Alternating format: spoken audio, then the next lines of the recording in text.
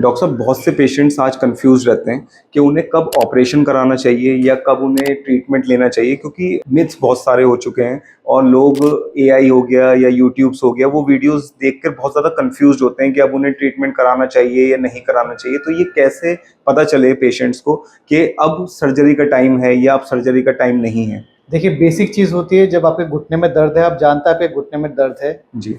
काम करने में दर्द है, रेस्ट में दर्द है, या फिर जब आप इतना दर्द बढ़ गया कि आपकी daily activity of living affected है। मतलब आपको इतना दर्द है कि आप चल भी नहीं पा रहे, जो आप रूटीनली काम करते थे अपना डेली घर का चलना फिरना बैठना उठना, वो भी नहीं कर पा रहे हो, या जब आप आराम कर रहे हो तभी भी दर्द है। चलते वक्त मरीज को दर्द होता है तो हम लोग उसको बुलाते हैं, उनसे पूछते हैं क्वेश्चंस क्या है, एक्सरे चेक करते हैं, उस हिसाब से उसको ट्रीटमेंट देते हैं। पर दर्द इतना बढ़ गया है कि मरीज को दवाई रोज लेनी पड़ रही है, रोज उसको दवाई का सहारा लेना पड़ रहा है, और बैठे बैठे भी जब वो आराम कर रहा है तभी भी उसको दर्द है। इसका मतलब है कि टाइम आ चुका है कि वो किसी अच्छे स्पेशलिस्ट को मिले, रूटीन एक्सरेज कराए, इन्वेस्टिगेशंस कराए, और सोचे कि जॉइंट रिप्लेसमेंट की जरूरत है कि नहीं। वो तब पता चलेगा जब हम मरीज को देखेंगे, उनका नी देखेंगे कैसा है, घुटने में कितनी सूजन है, एक्सरे में हड्डियाँ कितनी खराब हो चुकी है, क्या क्या प्रॉब्लम हो गई है। वो एक प्रॉपर प्रोसेस होता है, वो देख के हम मरीज को बता देते हैं। हर मरीज को जरूरी नहीं है कि घुटने बदलने की जरूरत पड़े। हो सकता है किसी पेन एनालिसिस साइकिल के बाद या कुछ फिजियोथेरेपी के बाद, कुछ लाइफस्टाइल मॉडिफिकेशन के बाद वो ठीक हो जाए। ठीक है, अगर बिल्कुल ही खराब है तो उनको सर्जरी एक लास्ट रिसोर्ट रहता है।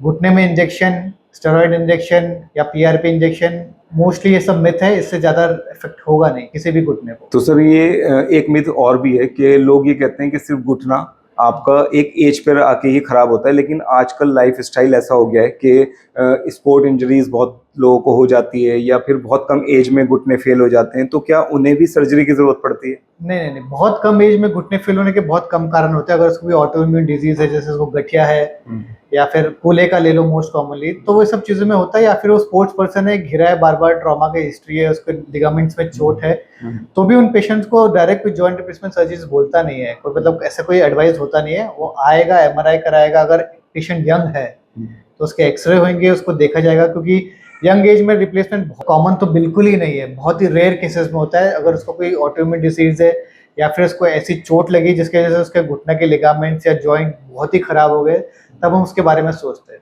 सर, बहुत से पेशेंट्स के मैंने रिव्यू लिए हैं कि उन्हें बहुत ज़्यादा रिलीफ मिला है कि आपने उन्हें अच्छी चीज़ सजेस्ट की है। तो सर, आप बहुत अच्छा काम कर रहे हैं और प्रयास हॉस्पिटल बहुत अच्छा काम कर रहा है, सेवा कर रहा है। अभी कैंप्स में आपके देख रहा था, तो कैंप में भी आपने बहुत पेशेंट्स को बहुत सारी चीज़ें एडवाइस करी हैं, बहुत सारे पेशेंट्स हैप्पी होके गए हैं, उन्हें मेडिसिन प्रोवाइड करी, उन्हें आपने इन्वेस्टिगेशंस बताए कि क्या करेंगे, उन्हें एक्सरसाइज बताई। तो सर, ये काम सर करते रहिएगा और बहुत अच्छा लग रहा है कि आप प्रयास के साथ प्रयास कर रहे हैं, पेशेंट्स को रिलीफ मिल रहा है और बहुत अच्छा लग रहा है। Thank you so much sir. हाँ, पेशेंट काउंसलिंग बहुत इंपॉर्टेंट होती है। पेशेंट को बस आए, मरीज आए, तुमने एक्सरे देखा, दवाई लिखी, भेज दिया, ऐसा जरूरी नहीं होता। बल्कि मैं अपने मरीज को आता हूँ, यूट्यूब में वीडियोस दिखाता हूँ, गूगल में फोटोज दिखाता हूँ, उनको समझाता हूँ कि उनको प्रॉब्लम क्या है, उनको क्या करना चाहिए, क्या तकलीफ है उनको। सिर्फ दवाई देके भेजना मेरे ख्याल से वो एडवाइजेबल नहीं रहता है। Right sir. पेशेंट को बैठ के उनको समझाए तो ज्यादा, तुम्हारी दवाई भी काम करेगी और पेशेंट को नॉलेज बढ़ेगी। नॉलेज सबसे इंपॉर्टेंट होता है डॉक्टर के लिए भी, और पेशेंट भी नॉलेजेबल हो तो वो ज्यादा अच्छे से आगे चल सकता है। सर, एक्चुअली सितारगंज जो है वो वहाँ पे यहाँ पे थोड़ा सा लोग बहुत अवेयर नहीं है चीज़ों को लेके, और उन्हें बहुत सारी चीज़ें नहीं पता, क्योंकि हमारे उत्तराखंड के लोग बहुत शरीफ होते हैं, बहुत पोलाइट होते हैं, तो उन्हें बहुत इन्फॉर्मेशन नहीं मिल पाती। उनके साथ क्या गेम में खेला जाता है कि उन्हें या तो रेफर कर दिया जाता है बाहर के लिए, तो वो बाहर भागते हैं। लेकिन ऐसी फैसिलिटीज़ प्रयास हॉस्पिटल में मिलना बहुत बड़ी बात है कि प्रयास हॉस्पिटल इतना अच्छा काम कर रहा है। और सर, आपसे मिलकर बहुत अच्छा लगा कि आपने कुछ इन्फॉर्मेशन बताई और वो सर बहुत लोगों के काम आएगी। ये बहुत अच्छा है sir, thank you so much.